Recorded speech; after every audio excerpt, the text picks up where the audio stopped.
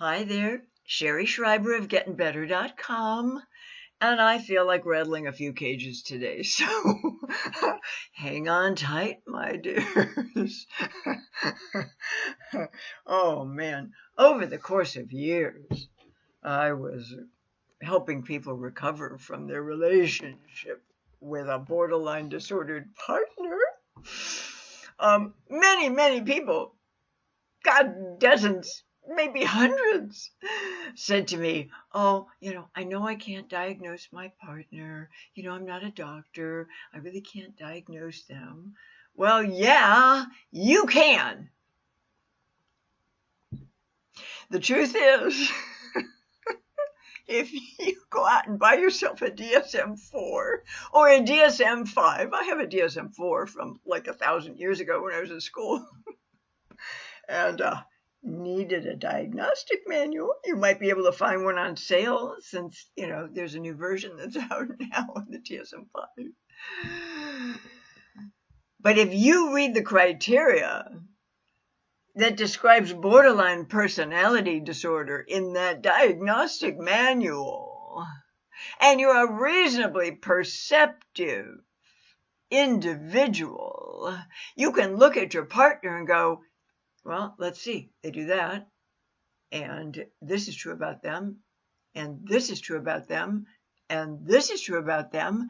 Everything I'm reading about the criteria in this book, this diagnostic manual, seems to fit for this person that I'm having this terrible, tormenting relationship with. So yes, you can diagnose them. Yes, you can. Yes, you can. Yes, you can. Now, you cannot formulate a treatment plan for them. You're not equipped to do that. You cannot prescribe medication for them that'll help raise the floor of their depression so that maybe they can hold the therapeutic work they're undergoing indefinitely. But you can diagnose them. Anybody can. All you need is a diagnostic manual and some decent perception. It doesn't take a license to do that. It doesn't take someone brilliant with years and years of experience under their belt to do that. Of course you can diagnose your partner. You just can't treat them. You can't prescribe meds for them. You can't fix them. But I mean, you could read about in the DSM-4 or 5 what a sociopath is, and you could recognize that among some of your friends. So why not this?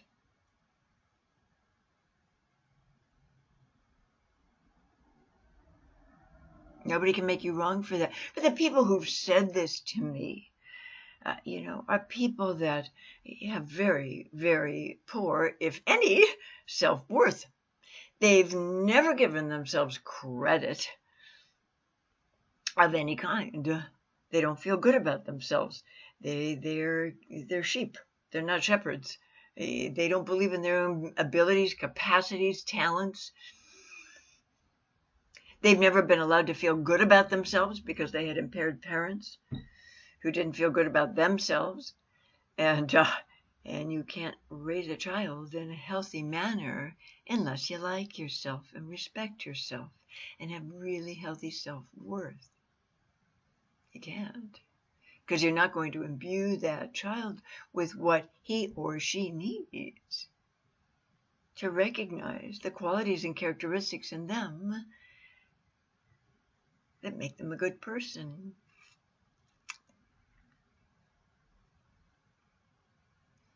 But yes, you can diagnose your partner. Honest to God, when I went back to school at 41 to see if I could legitimize what I've been doing my entire adult life and other work venues, I mean, people have been coming to me since my early 20s and asking for my help, my guidance, my advice. Even with physical issues, they've been coming to me for these things.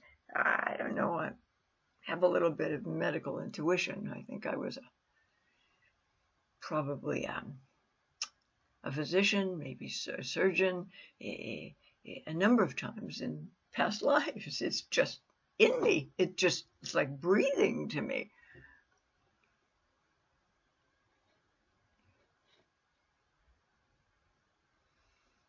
But people have always come to me. Strangers stop me in supermarkets, started telling me their whole life story, unsolicited. This just happened all the time. Finally, I came out of the ether and went, I think the universe is trying to tell me something. Maybe I should go and legitimize these abilities. And I looked around at schools and I enrolled myself at Antioch University. At that time, they were in Marina del Rey in California.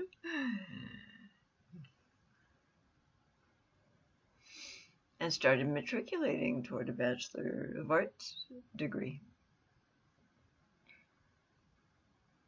And almost dropped out after 3 quarters. Because I said, oh, this is too hard. I don't have a life. I hate this. But somehow managed to turn the corner there and stick it out and go on to get my master's degree. But I went to prior to the schooling, I went to see a psychic / astrologer. His name is Spencer Grendel. And Spencer, he had my birth date and all that stuff, and he did my astrological stuff, and he was reading my palm, and he was doing my tarot cards, and he looks up at me and he says, "You're a natural-born psychologist." And I smiled my little Mona Lisa smile, and I said, "Funny you should say that. I'm getting ready to go back to school." And he shook his head violently, and he went, "No." He said, "You hate discipline and structure. I don't think it's going to work for you." And it was so true about me. Oh, my God. So true about me. And then about 60, 70 seconds later, he said, "I'll tell you what, if you can make it past your 3rd quarter, you're probably going to stay for the long haul." And ironically enough, that was around the time I wanted to drop out. And I asked for grades retrospectively from the administrative office over at Antioch University, because I thought, well, if I change my mind someday and want to go back to school, and maybe I choose a different school besides Antioch for my master's degree, I should have some kind of idea of a GPA here. And these psychology schools don't give you grades. Your professors evaluate you and you evaluate them.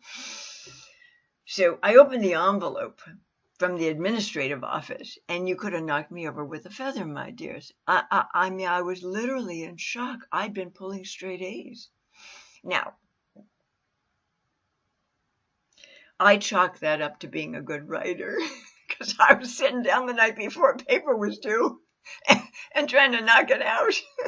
And somehow, with my 41 years of life experience under my belt and having ironed out a lot of my own wrinkles along the way, before I tried to iron out anybody else's, I wrote these spectacular, stellar papers. And my professors were very impressed. But, geez, what an experience. In hindsight, I wish I'd just gone and bought a DSM-4 and stayed home and read it in my spare time. It would have taught me everything schooling did. And schooling didn't cover BPD at all. So, kind of had to learn on the job as I went along. Started noting really distinct patterns among the clients that were attracted to my practice. Anyway, I've gotten off track. I've digressed. You can diagnose your partner. Don't be talking to them about this. Don't be saying you have borderline personality disorder because they're ashamed enough. They've felt shame their entire life. That's why they try so hard to be perfect. And there's an article on my website at gettingbetter.com called Borderline Perfect that speaks to that element in borderlines where, they just have to be perceived as perfect, flawless, without error. And if anybody you're dating ever says to you, I'm always right, that's a big red flag. Get the fuck out of there fast. Because they're very likely a borderline. We all make mistakes. We all screw up. We're all wrong some of the time. Okay? All right. You can diagnose your partner. And it's helpful for you to see, what's really going on there. So you can start doing research and maybe land on my website and read 23 articles about that disorder that might just make sense to you. Maybe they won't. But what have you got to lose? Okay. I was just inspired to drop this in for your consideration tonight.